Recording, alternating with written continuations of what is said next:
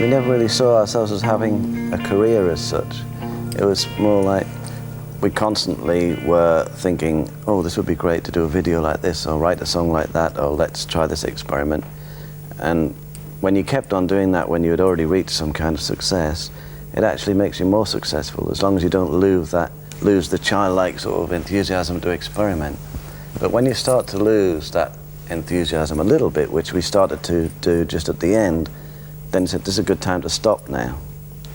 And we go just off put it on the shelf, we just said, well, let's do some other things, because it's really important. It's very wrong for people it's a really problem for many people who get stuck in their lives and they're really unhappy doing a job that they made a decision to do when they were 17, and then they're 32 and they've got kids to fend for, and they can't get out of the job, they think. And so it's really important to try to have as your work the thing that you feel very strongly about. And if it doesn't feel right at that time, you've got to do something about it, you've got to change. So I always welcome change, Why do you hurt yourself? You do it very well. You do it so politely that you couldn't even tell. When everything has changed, you think you're not to blame. How come you keep on talking when the whole thing feels so strange? I think it's been a very cathartic time for both of us, because I went off and did lots of different things, to do with photography, to do with film, to do with experiments in music, and Annie did lots of different things, recording music, with having children, and outside of each other, so that when we came back together, it wasn't like we were sort of, okay, now we're going to discuss all these things we've been doing. We'd kind of grown as people, so that when we came together to write, we had the old thing that we always had, which was this very good bond about writing songs and making music, but we also had a kind of a knowledge that you didn't really have to discuss, a maturity about things and about dealing with things, between us and the outside influences. We're much more sort of solid in a way. But seeing is not the same as believing. When everything goes wrong, you're anything but strong. It's So many things happen in a day. So 10 years of so many days can make up for an awful lot of changes. And I think what happens as you get older is that, if you don't destroy yourself as an artist, which many people do, is that you start to kind of broaden your outlook in life. And particularly if you start having children, that you have a very different take on the world. When we were together, for me, as a sort of singer-songwriter, everything was very focused around me. And then when I had my children, I started seeing things a bit differently. So I think it's from a personal perspective, that made a vast change to my way of being. I take responsibility for things now. I see things very, very differently. And I think also that I've warmed, I've softened, I've got a kinder outlook to life. I think before I was very defensive. And you can hear that in the music too.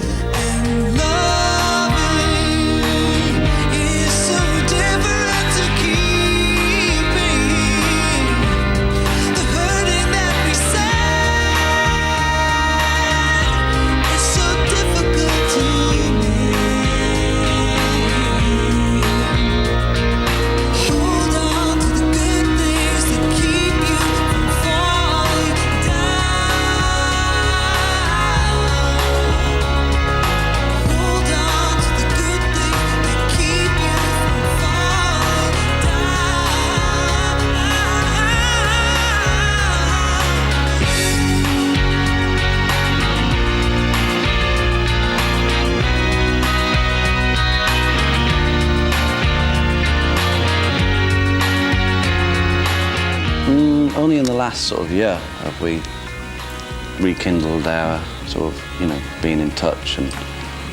But you see, before that, you see, we both had separate relationships, and we both had children, and we'd both been together for about, I don't know, 100 years, was it? 15 years or something, in various forms, you know, and we'd made 10 albums, and we'd toured the world about 90 times, and we really needed a break. So we had the break for about the right amount of time, and then very naturally and organically we came back together again.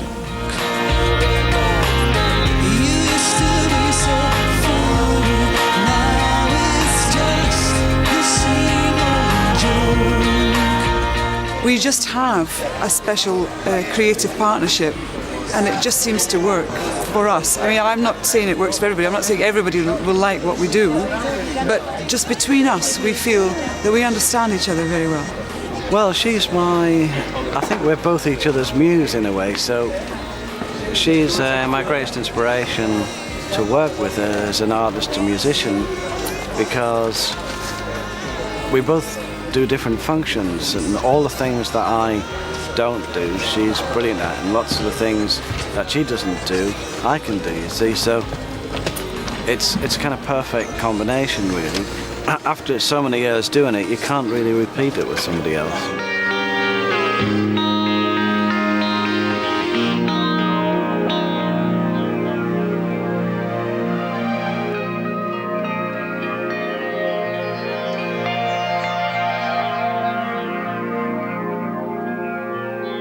Well, the thing is, we're so opposite in lots of ways, yet exactly the same in other ways. You know, we both have a unified direction about music, or about the way we see the world, or about the way we feel that things should be, and what's wrong with the way things are, and that all tends to be the same.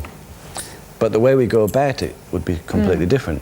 So, well, Annie likes to stay focused on one thing, and to the bitter end work that one thing out, whereas I might do 20 things at the same time and end up in a similar result to Annie, you know. But our journeys, I suppose, are different. He's far more gregarious than I am, and far more outgoing, and enjoys that kind of social banter, whereas I'm much less sociable in a sense. And probably, you know, if we did everything he wanted to do, we'd just be everywhere all at once doing it all, and I couldn't keep up with him. So essentially, but if we did it out, you wouldn't do much. If we were doing everything Annie wanted to do, we'd be in her basement going like this. Yeah, we'd be so sad, wouldn't we? That's it. Okay, we hold your position, please. There will not be any firing of any arrows, but if you can react as if they are going off, okay? It's just going to go off on the keyboard, right, like that. And the keyboard are behind them. Dave's great. Dave's on it. Dave's got like so many things going off at one time, and he's still able to focus. And I think that in itself is an achievement. You know what I mean? You know what's good about him, actually? You know, he's got real, what do you call it? Like a childish enthusiasm. That's what it is. And it's kind of infectious when he gets going. Yesterday, we were recording an orchestra who was going to play on a track called Forever, and I was talking to the orchestra and I was saying, look, the thing is that you've got to imagine it's like Dickensian times, and Annie and I are busking outside in the street, and there's a monkey with a little tin cup, and you are the sad little orchestra that are all starving, hungry, and you're playing desperately. Because we're not going to pay you. Yeah. And there's like 40 classical musicians going, sorry. But eventually they started to play in a different way, you know. But I also have the visual image first, you know, to do with anything, really. He has incredible momentum. He has incredibly energetic mind. He's highly creative, and he sees no problems, no difficulties. And with this force, he goes forward beyond anybody else I've ever met in my life, actually. And I've met some really extraordinary people. It's quite exciting. I never know quite what he's doing, but then it all materialises and there it is. It's very exciting. Musically, creative and spontaneous, Highly knows creative. what he wants. I didn't know he can play the guitar so funky. Oh yeah, it's true. Extremely We didn't know he was funky. such a good guitarist as well. Jazz, yeah, rock. it's true. It's true. You know, blues, he's on it. But he hasn't got a closed mind, and he's interested in other types of music, which is great. And both Annie and him are the same in that way. Yeah, they vibe a lot. I mean, I'm so connected with song, and I always was, you know. When I was a little child, we used to sing a lot in where I come from in Scotland. It was a very natural thing. People break into song, you know. People don't do that so much, really. Well, they do, I suppose. They could sort of get a bit drunk or something, but it used to be such a nice thing to do that people would sing, you know. It's very spontaneous. It's a release. It's an identification with words, with melody.